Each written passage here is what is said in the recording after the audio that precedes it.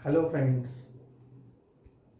आज के पहले हमने उपयोजित लेखन का बहुत सा हिस्सा व्हाट्सएप ग्रुप पर क्लियर किया है।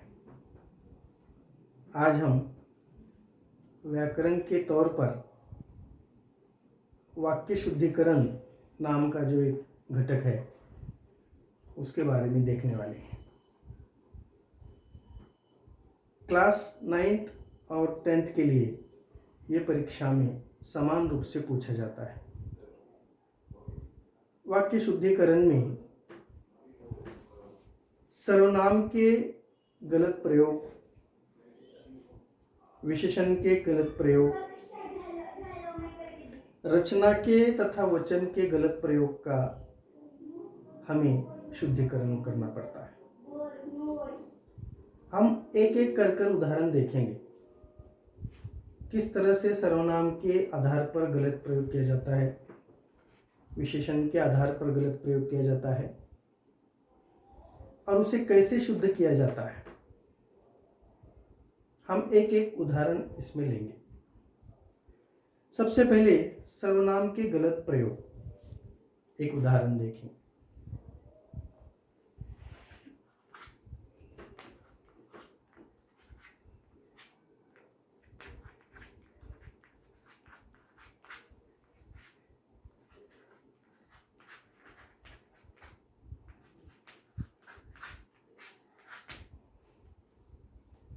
वाक्य देखो, तुम तुम्हारे घर जाओ। अब यहां पर वाक्य हमें सही लगता है, लेकिन यहां पर सर्वनाम का गलत प्रयोग किया गया है। तुम तुम्हारे, ये दोनों भी सर्वनाम है, लेकिन यहां पर वाक्य शुद्धिकरण में तुम्हारे शब्द के स्थान पर अपने यह शब्दों प्रयोग सही होता है। इसलिए वाक्य कैसे बनाना चाहिए? तुम अपने घर जाओ।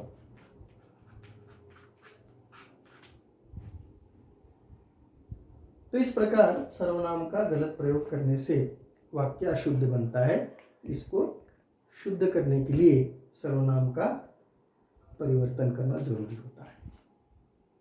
अब एक उदाहरण, अब दूसरा उदाहरण देखेंगे यहां पर विशेषण के गलत प्रयोग का। विशेषण की गलत प्रयोग का किस प्रकार से उपयोग किया जाता है, देखो एक उदाहरण दिखा दूं तुम्हें। हमारे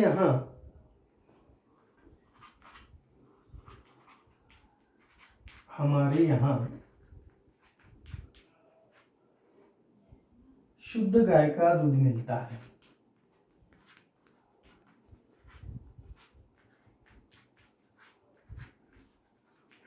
शुद्ध गाय का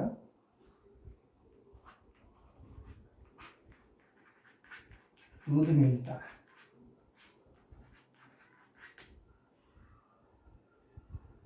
हमारे यहाँ शुद्ध गाय का दूध मिलता है। अभी जो वाक्य है अशुद्ध है और यह विशेषण के गलत प्रयोग से बनाया गया है। अब हमें क्या करना चाहिए? यहाँ पर विशेषण का सही प्रयोग कर वाक्य शुद्ध करना है। अब देखो, हमारे यहाँ शुद्ध गाय का दूध मिलता है। यहाँ पर विशेषण क्या है? शुद्ध गाय का दूध, ये विशेषण है वाक्य का, लेकिन इसकी रचना विशेषण के सही इस्तेमाल से न होकर गलत इस्तेमाल से की गई है। तो इसको सही इस्तेमाल करते समय हमें क्या करना चाहिए? देखो वाक्य देखो क्या होगा। हमारे यहाँ गाय का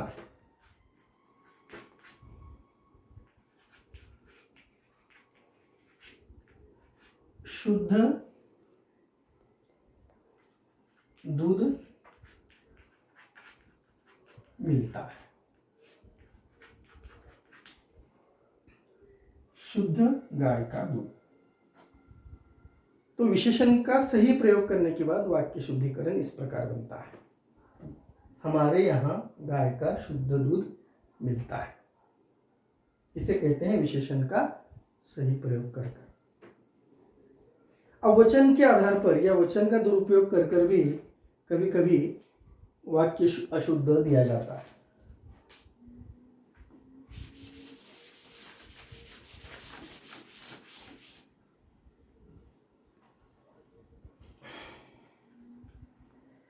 वचन के दुरुपयोग का या वचन का अशुद्ध वाक्य कैसे बनाया जाता है, देखो।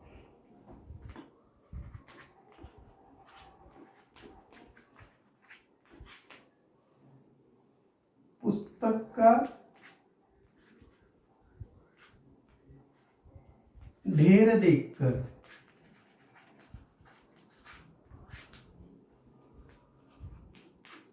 मां दंग रह गई।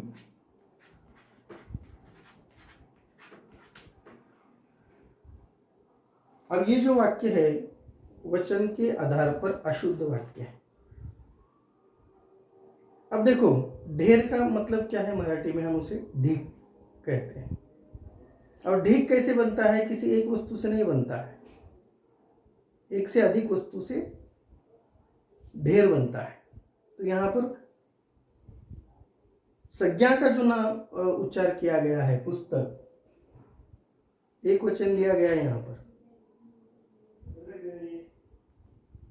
ढेर का अर्थ यहाँ पर एक पुस्तक से नहीं होता है, यहाँ पर पुस्तकों का आंकड़ा एक से बढ़कर हो सकता है, यानी यहाँ पर पुस्तकों का ढेर इस प्रकार चाहिए। तो यहाँ पर सही उत्तर क्या हो सकता है,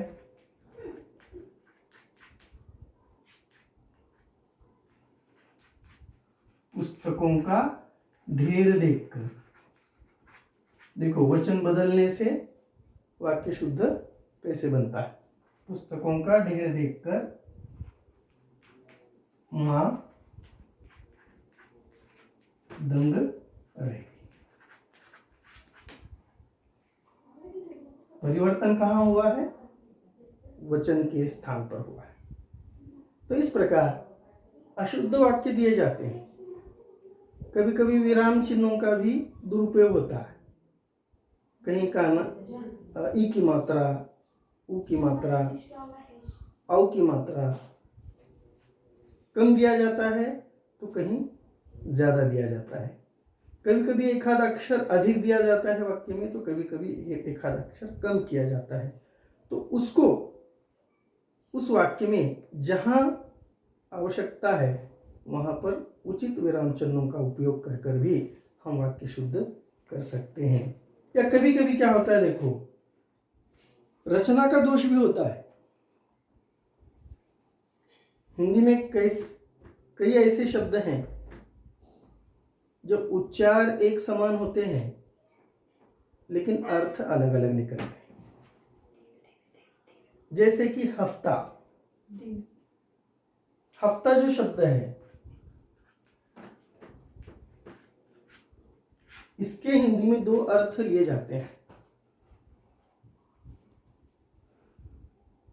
मराठीमध्ये आपण ज्याला आठवडा म्हणतो उसको भी हिंदी में हफ्ता कहते हैं, और मराठी में जैसे खंडनी कहते हैं उसे भी हिंदी में हफ्ता कहते हैं।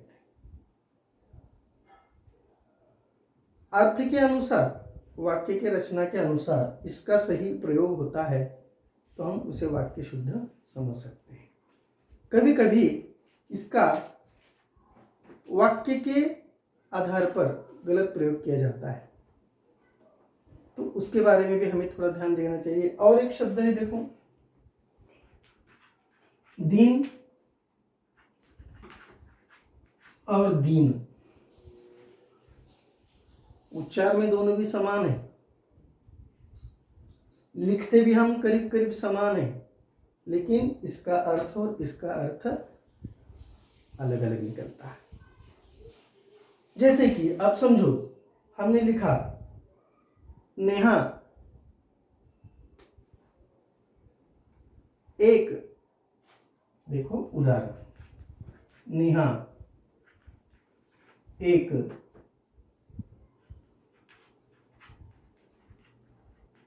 दीन लड़की है।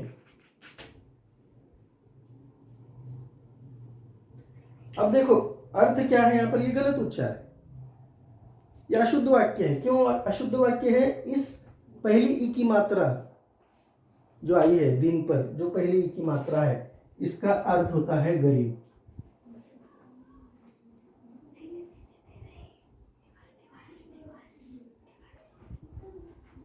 सॉरी, दिवस। और नेहा एक, इस दिन का अगर अर्थ लेंगे तो दिवस शब्द अर्थपूर्ण निकलता है, लेकिन वाक्य में इसका उपयोग सही नहीं लगता है, इसलिए यह गलत है। दूसरे ई की मात्रा दिन शब्द जब लगाएंगे, दिन शब्द का जब उपयोग करेंगे तो यह इस वाक्य में सही निकलता है। दीन का अर्थ है गरीब। कभी कभी वाक्य रचना में भी दोष होता है। देखो क्या होता है, देखो तुम्हें उदाहरण के तौर पर देते हैं। कभी कभी वाक्य में आने वाले शब्द सब सही होते हैं, वाक्य में आए हुए सारे शब्द सही होते हैं, लेकिन उन शब्दों का उलटफेर करने से उसका अर्थ बहुत ही बदल सकता है। अभी मैं तुम्हें उदाहरण पे बताता हूं। देखो, बकरी को काटकर घास खिलाओ। देखो, बकरी को काटकर घास खिलाओ, अर्थ बदल जाता है। यानी बकरी को काटकर घास कैसे खिलाया जाता है?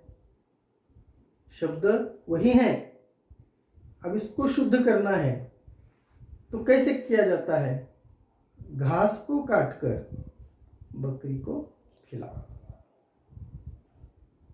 शब्द वही है, शब्द परिवर्तन नहीं हुआ है, या शब्द दूसरा कोई आया नहीं है, लेकिन शब्द का उलटफेर करने से कभी कभी उसका अर्थ पूरी तरह से बदल जाता है। इसको शुद्ध करना है, इसी को वाक्य शुद्धिकरण कहते हैं। और एक उदाहरण दूंगा तुम्हें। मैं झूठ बोलूंगा नहीं, बोलूंगा तो सजा दो। अब देखो,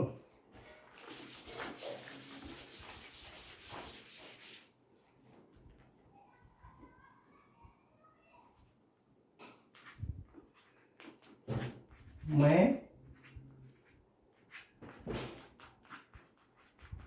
झूठ बोलूंगा नहीं,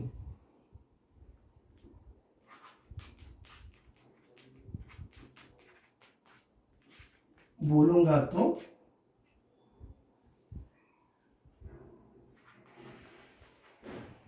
सजा दो।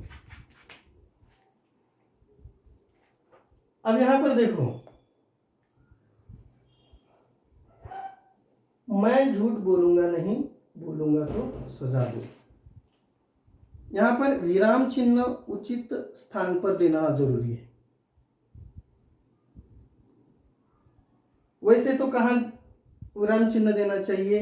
मैं झूठ बोलूंगा नहीं, नहीं के बाद यहां पर कॉमा देना चाहिए।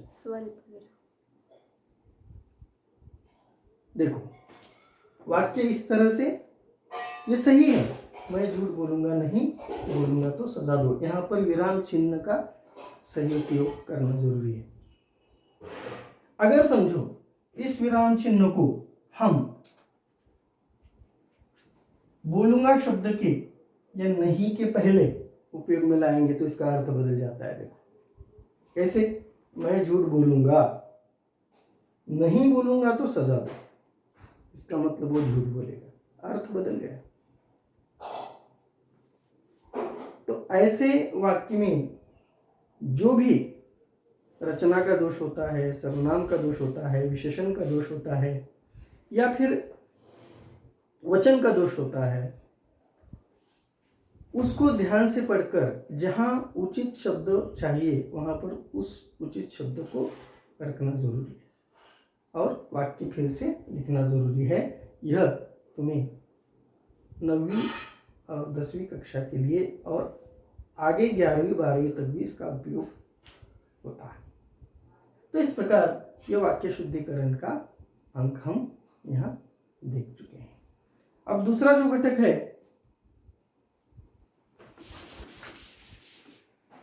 सहायक क्रिया।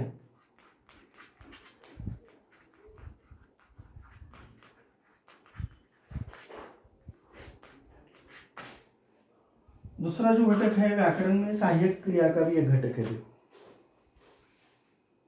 वाक्य शुद्धिकरण 2 अंक के लिए कभी 3 अंक के लिए भी पूछा जाता है। सहायक क्रिया या 1 अंक के लिए तो कभी 2 अंक के लिए पूछा जाता है। 9वीं कक्षा के लिए और 10वीं कक्षा के लिए यह व्याकरण का स्वरूप एक जैसा है। अब सहायक क्रिया कैसे होता है? देखो वाक्य में आए हुए सहायक क्रिया को छांट कर लिखिए। वाक्य में आए हुए सहायक क्रिया को छांट कर लिखिए, ऐसा प्रश्न होता है। तो वाक्य कैसे? देखो मुझे आज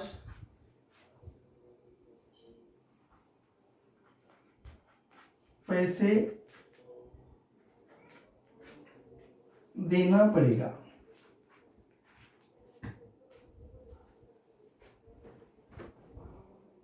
दूसरा, वह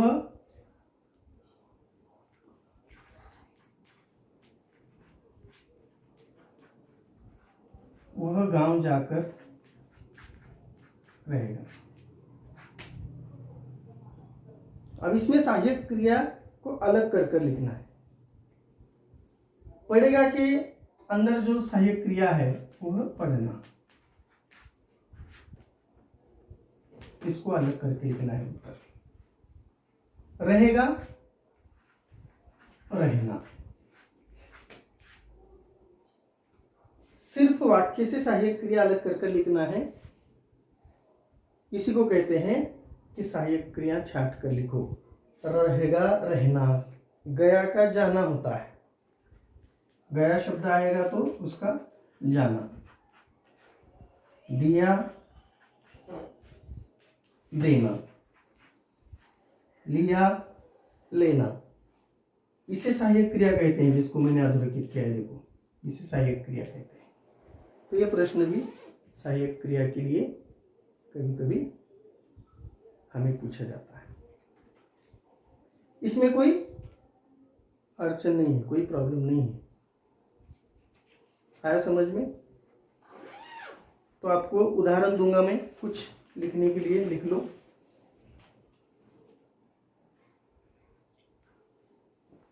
वाक्य शुद्धिकरण का वाक्य लिख लो।